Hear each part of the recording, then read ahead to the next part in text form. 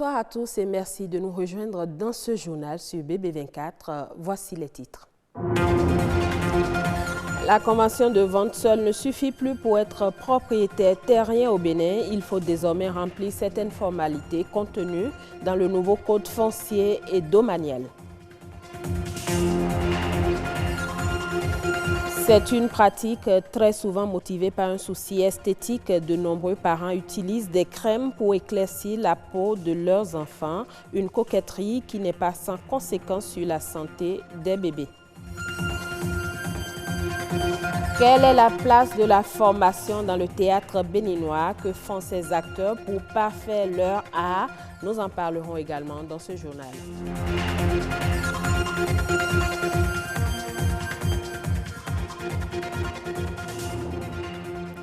La terre bien immeuble par excellence a toujours été un enjeu très important dans le développement de toutes les nations. La situation foncière se caractérisait au Bénin par une insécurité tant en milieu rural qu'en milieu urbain. Pour résoudre cette situation, plusieurs dispositions ont été prises pour l'adoption du nouveau code foncier et domanial. Dans ce reportage, Stanislas Limpon et Boris Aïnan nous éclairent sur les formalités à remplir pour se faire désormais appeler propriétaire terrien en République du Bénin. En 2017, le Bénin dispose d'un nouveau code foncier et domanial pour renforcer la sécurité foncière dans le pays. Ce document, au regard de la législation, fixe les nouvelles conditions de transaction foncière et la procédure de la confirmation de droits de propriété. C'est simple, pour être propriétaire, il faut avoir le titre foncier. Donc, c'est par le titre foncier que les droits fonciers d'une personne physique ou morale, du droit public ou privé, sont confirmés sur une terre bien déterminée, bien identifiée. Pour bon nombre de propriétaires terriens, cette nouvelle disposition vient à point nommé, car jusqu'ici, l'acquéreur rencontre de nombreuses difficultés dans le processus de reconnaissance administrative de ses droits sur un bien immeuble. L'assiette de son projet qui constitue le foncier, comment y accéder? C'est la question qui se pose aujourd'hui. Dans le contexte où le lotissement vient très en retard, quand les gens sont en forme, dans la fleur de l'âge, le lotissement n'est souvent pas présent dans les zones où ils voudraient habiter.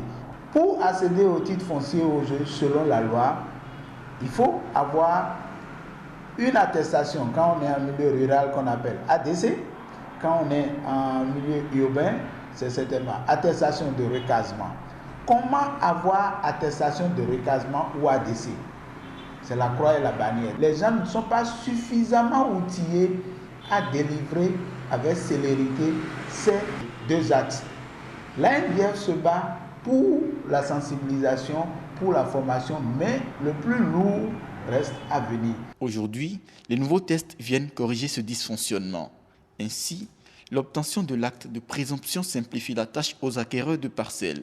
Si c'est une parcelle non lotie, dans une zone non lotie, rurale et ainsi de suite, c'est une attestation de détention coutumière qu'on appelle en abrégé l'ADC et qui est, il faut le dire, une des innovations majeures du code foncier domanial qui a conçu cet acte-là pour sécuriser les terres sans acte, sans titre, et Dieu seul sait qu'il y en a plein dans ce pays. Il y a aussi d'autres actes comme le certificat administratif qui n'est plus délivré depuis la mise en œuvre du code, mais ceux qui l'avaient peuvent l'exploiter comme acte de présomption de propriété. On a le certificat foncier rural qui était aussi délivré à l'issue de l'établissement des plans fonciers ruraux, des PFR. Donc les CFR ne se délivrent plus, mais ceux qui l'avaient déjà eu peuvent toujours l'exploiter à ce titre. La loi a cité aussi les avis d'imposition des 3 dernières années, donc comme acte de présomption de propriété. Selon la loi, la traditionnelle convention de vente n'est plus citée au rang d'acte de présomption. Elle ne permet même pas aux acquéreurs de parcelles d'avoir le titre de présumé propriétaire. Elles sont nombreuses, ces femmes qui rêvent d'avoir un bébé présentable et souvent même de teint clair. Pour cela, elles appliquent des produits éclaircissants sur la peau de leurs enfants pour éviter qu'ils ne noircissent, un phénomène qui, semble-t-il, n'est pas sans conséquence sur la peau des enfants. Éléonore Laouin, Boris Aina et Amitié Saguidi nous en disent un peu plus. J'ai utilisé ça plusieurs fois parce que ça fait du bien aux enfants pour la peau, ça garde les teints, ça enlève les taches. C'est la nouvelle tendance, avoir des bébés de peau claire et lisse. Pour y arriver, tous les moyens sont bons. Certaines femmes nourrices font des compositions de pommades de tout genre. Je vends des pommades aux femmes. Elles font le mélange qu'elles passent à leurs enfants. Beaucoup d'enfants viennent ici pour qu'on puisse leur proposer des pommades pour leur bébé. Ça fait beaucoup de choses contre les imperfections. Ça hydrate la peau du bébé, ça garde le teint du bébé, ça n'éclaircit pas trop. Erreur. Le mélange de ces différents produits contiendrait des substances qui peuvent s'avérer nocives pour la santé du bébé. Le bébé qui naît tout rosé donc, va commencer à apparaître au bout de la première semaine de vie, va commencer à prendre des traces de pigments. Il va commencer à noircir, si je veux utiliser ce terme-là. Et donc, les mamans vont se dire, pourquoi mon bébé ne reste pas rosé? Eh bien, les mamans vont commencer à chercher des procédés pour enrayer ce processus de pigmentation qui est un phénomène naturel, qui est un phénomène physiologique. Et donc, c'est la recherche donc, de ces concoctions, ces décoctions, que, en général, on se retrouve dans les marchés à voir des femmes acheter des substances qui peuvent contenir des antibiotiques, qui peuvent contenir donc, de l'hydroquinone, qui peuvent contenir des corticoïdes, qui peuvent contenir des acides de fruits et qui peuvent contenir des substances même qui sont cancérigènes à la base et qui ne sont pas tolérées normalement dans des pays où la réglementation cosmétique est vigilante. Des substances cancérigènes qui empêchent le processus de pigmentation du nouveau-né. Les conséquences sont souvent dramatiques. Ce sont des médicaments qui sont introduits au niveau donc, de la surface corporelle du nouveau-né, qui vont pouvoir pénétrer et ensuite, étant donné que les organes de l'enfant sont encore immatures, vont aller donc alors créer en général des intoxications. Les plus importantes sont l'intoxication au mercure. Et puis, vous avez également des intoxications qui peuvent entraîner des insuffisances surrénaliennes ou des insuffisances rénales chez le nouveau-né. Et alors là, dès que l'enfant va passer le cap de 9 mois, où il n'aura plus les anticorps maternels, vous allez voir donc la prédominance d'infections de toutes sortes, des infections virales, des herpès, des infections bactériennes, d'accord, des infections au staphylocoque, des infections parasitaires, les infections mycosiques, les champignons. Avoir un bébé physiquement présentable est sans doute le rêve de toute femme gestante. Cependant, appliquer des pommades sur la base des combinaisons sans orientation d'un spécialiste constitue un éventuel danger que doivent éviter les mamans. Le théâtre a la singularité de fédérer un ensemble de créateurs d'art en son cœur. Outre le talent, le comédien a besoin d'être formé pour parfaire sa technique. Le théâtre béninois manque d'acteurs professionnels selon Aloubine Dine. Le comédien revient sur la place de la formation quand on parle du théâtre béninois et il est au micro de Doxy Thibozo et Amandine Aniambossou. La formation apporte de la technique, apporte le savoir-faire.